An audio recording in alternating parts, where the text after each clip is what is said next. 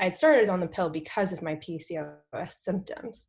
And I no longer, like I was aware that having the birth control pill had side effects, and I knew eventually I wanted to get pregnant, but it was a few years away.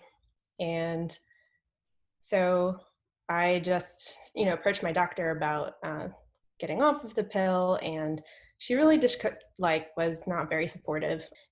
My options were pretty much like struggle with the symptoms or be on the pill, and I didn't really like either of those options. And I thought, like, well, certainly there should be like another way.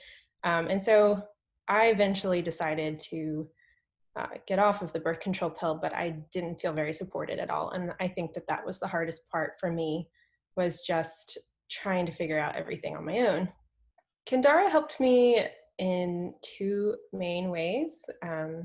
One being that it was like a really easy way to get started with charting. It gave me a good way to gather data on myself and track the symptoms. I had a pretty long cycle, so I probably was like a month into it and I still hadn't seen a temperature change, and I was very discouraged. But then I ovulated and my temperature went up and I was really excited. I was like, oh, look, I ovulate. Like I ovulate after all. I can have a baby someday, I guess, hopefully.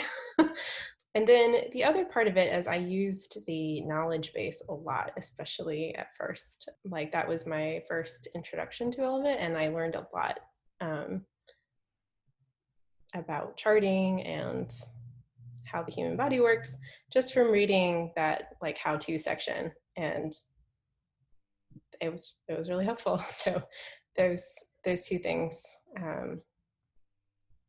kind of made my journey possible. I eventually did find an OB/GYN practice that is supportive of fertility awareness-based methods. And so if it's possible to find a provider like that in your area, then I think that's also a really great thing, because now when I go to the doctor, I can actually show them my charts and they are glad to look at them and help me interpret them, or base recommendations off of them instead of just being like, good for you.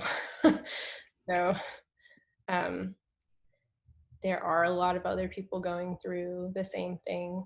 And if you're able to connect with somebody, I think that's a great way to become more hopeful,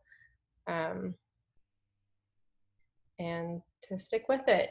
Good luck, I guess, to anyone else dealing with this, and I think you can do it.